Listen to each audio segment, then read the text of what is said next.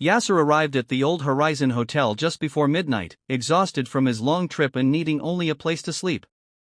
The receptionist looked strangely relieved when he asked for any available room, handing him the key so quickly he didn't even catch the number. Only when he reached the 7th floor did he notice that the brass plate on the door had been scratched so deeply the digits were barely readable. "Room 709, he whispered. The corridor felt colder here, the lights flickering as if something unseen passed beneath them. When he unlocked the door, a wave of old, stale air escaped like the room had been sealed for decades. Inside, the silence was unnaturally heavy, the kind that presses against your ears until you feel your pulse in your skull. Shadows stretched in unnatural directions, and the ceiling held a faint black stain shaped disturbingly like a crouched figure. Yasser turned the lights on and off, but the stain never fully disappeared, only shifted slightly, like it was reacting to his presence. The bed seemed freshly used, as though someone had just risen from it moments before he arrived. Instead of warmth or comfort, the room felt hungry, as if it had been waiting for someone to enter. And now, it had him. Yasser sat on the edge of the bed trying to shake off the uncomfortable feeling crawling under his skin. The mattress held a deep indentation, as though someone had been lying there seconds before he entered. When he touched it, the fabric was warm. Too warm. He pulled his hand away immediately. Turning toward the TV for distraction, he pressed the power button, but instead of a channel, static filled the screen with a harsh electric hiss. At first, the noise was random, until a shape began forming. A tall dark silhouette emerged through the static, moving slowly toward the camera as if pushing through the noise itself. Its head tilted unnaturally, as though aware of Yasser watching.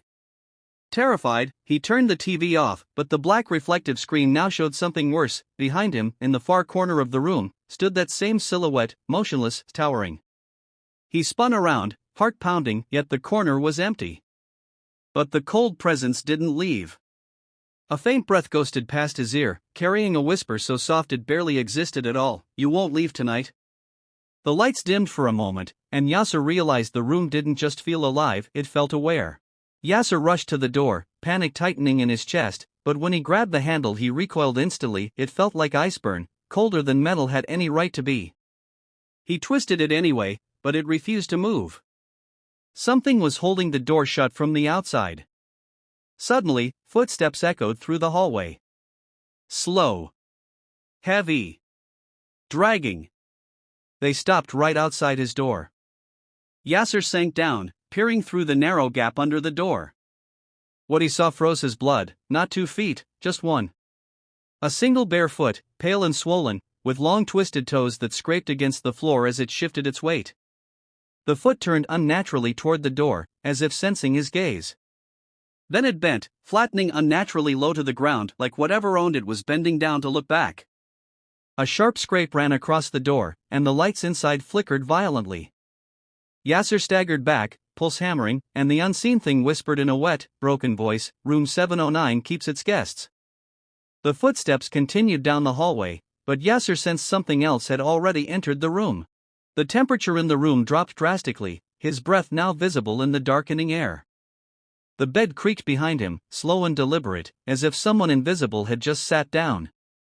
Yasser didn't turn, he couldn't. A pressure spread across his shoulders, like hands settling on him. Cold. Heavy. Possessive. The mirror across the room trembled, then fogged over from the inside, though nothing in the room was warm enough to cause condensation. Letters began forming in the fog, carved by something unseen scraping from within the glass. "Stay." Yasser backed away, only for the wardrobe door to slam open behind him, revealing a pitch-black interior far deeper than the wardrobe should have held. The darkness inside pulsed, swirling like smoke alive with hunger. A faint handprint pressed from inside the mirror, now long fingers, too many joints. The entire room vibrated as a low moan rose from the floorboards like a voice trapped beneath them.